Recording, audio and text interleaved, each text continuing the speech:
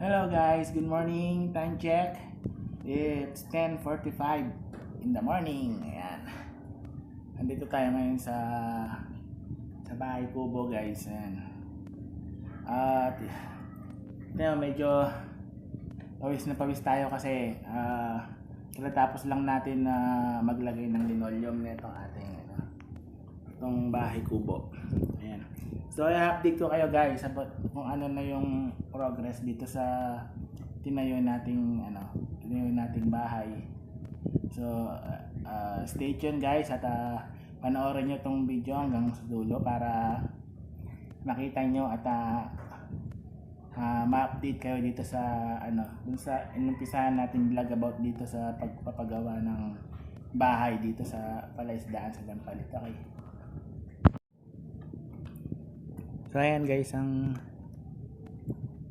vibes dito ngayon, medyo kalmado yung Palaisdaan. Ayan. Ayos lang yung simoy ng hangin ngayon, di ganong malakas. At medyo presko dito ngayon. So ayan guys. So ito guys, papakita ko na sa inyo yung loob ng ating tinayong bahay dito sa Palaisdaan.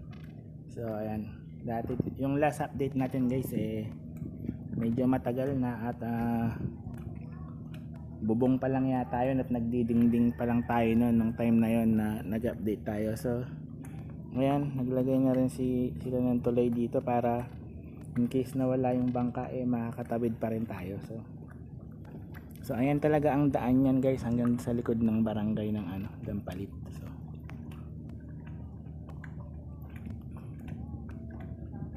Ayan, so ito na. Tingnan natin yung loob ng bahay guys. Ayan. So tapos ko na siyang lagyan ng linoleum guys.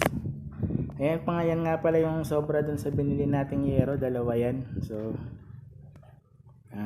hindi natin alam kung saan natin gagamitin yan, pero standby lang siya muna dyan at hanapan natin siya ng ating paggagamitan. Ayan, so wala pang finishing guys, dingding pa lang din yan at wala pa rin kisame. So ayan, ayan, tapos na ako maglagay ng linoleum guys. Ito yung room, wala pa rin dingding at kisame. Ayan, ito yung bintana dito sa ating room. So tanaw natin yung bahay dun sa kabila. Ayan, yung pag in-straight mo yan guys, yan yung bahay ni Jessa, yung mama ni Jessa. Diyan namin nilagay yung tahian ngayon. So para maluwag dito yung space natin dito sa bahay. So ito, hindi pa rin tapos yung pagta-tiles ng CR natin. Ayan, pero may bowl na siya. Wala pa rin siyang dingding. So dami pang kulang guys, pero tiyagain lang natin, unti-untiin natin hanggang sa matapos. Wala pa rin siyang finishing. So dito may bintana na siya dyan, abang, para doon sa louting na gagawin ni Beb dito. So may louting yan dito guys, para kung meron tayong mga bisita na gustong matulog, ayan, meron silang tutulugan. At ito naman yung ating room. Ayan, dyan tayo kasama yung mga bata. So ayan, konting tiyaga na lang guys, konting hassle na lang at matatapos na natin tong bahay. So ayan, finishing na lang yan guys. Ang plano ko dyan, yung mga self-adhesive na na sticker na lang ididikit ko dyan. Ayan, itong CR, yan, didingdingan ko yan ng parang kahoy na para siyang matigas siya guys, para siyang plastic na kasi hindi siya nadudurog. Kahit mabasa siya ng mabasa, hindi siya sisira. So nakakita na ako nun at pag nagka-budget tayo, yan ang lalagay natin dyan sa CR natin para tumagal yung dingding ng CR natin. Kahit mabasa siya ng mabasa, hindi siya masisira. So ayan, yung likod ng dingding na yan guys, wala pa rin yung liso. So isa pa rin yun sa mga kulang dyan. Ayan, so marami pa talagang kulang. Kaya kailangan pa nating magsipag ng todo. Ayan, importante paunti-unti. Ayan na ano na natin siya. Mas maganda yung naumpisahan mo na siya kaysa talagang wala. Di ba? So ayun guys, papahinga lang muna tayo rito at sarap ng hangin eh. Muna tayo sa duyan. So baka mamaya malipat na rin natin yung ibang gamit dito kasi ayan, ano na ngayon, malapit na magkatapusan, bayaran na naman ang bahay doon. So sana last na bayad na ng upa ng bahay doon.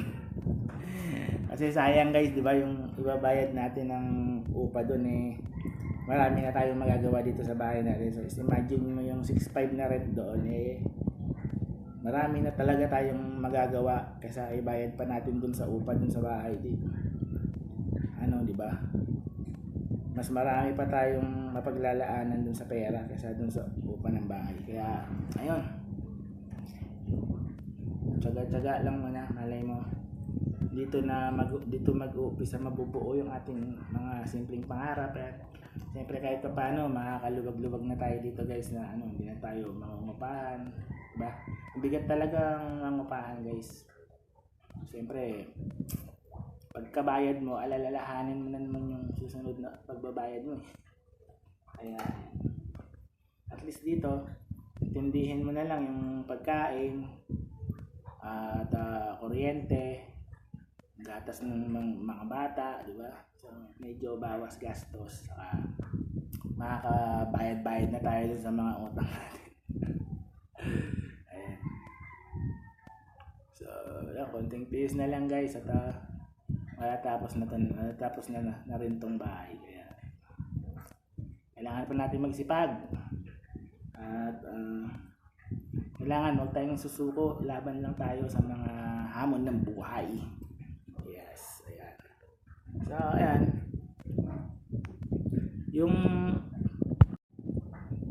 ano natin, yung tiles natin hindi natin natapos kasi yung mga dugtungan guys, hindi natin masukat pa at maputol yung mga tiles kasi actually wala pang kuryente dito sa bahay. Kaya hindi tayo makagamit ng mga tools, yung grinder na pamutol o ano, wala pa talagang power dito, ina-apply pa lang kasi mga bago pa lang yung mga bahay dito kasi karamihan talaga mga bagong tayo lang yung bahay dito, kaya nilalakad pa sa barangay yung mga ano, yung kuryente saka tubig. Ayan. So plano ko maglagay muna ng mga ano dito, solar pansamantala habang hinihintay natin yung malinyahan ng kuryente. Actually pinaplano ko rin sanang ano, kumabit dun sa shop, maglinya muna dun sa shop, kaya lang tinitingnan ko baka mabilis lang din yung pag-process ng kuryente. Wag na lang, sayang kasi yung bibili nating wire ang haba ng tatawid natin doon sa kabila. Tapos biglang lilinyahan na rin pala ng kuryente dito, so sayang lang. Kaya inoobserbahan ko muna kung magtatagal pa o hindi yung paglilinya ng kuryente. Pag talagang matagal at wala pang nangyayari, saka tayo maglinya patawid dun sa kabila. So ayun guys, hanggang dito na lang muna yung ating vlog at quick update lang to guys, no, sa improvement at progress nitong tinatayo nating bahay dito sa Palaisdaan sa Dampalit. Okay, so salamat sa panonood guys at nakarating kayo dito sa dulo ng aking video at abangan nyo yung susunod nating update at sana sa susunod na update ay matapos na natin itong bahay natin na ginagawa dito. Okay guys, at ingat kayo at God bless at salamat ulit sa panonood. Until next time, goodbye, peace out.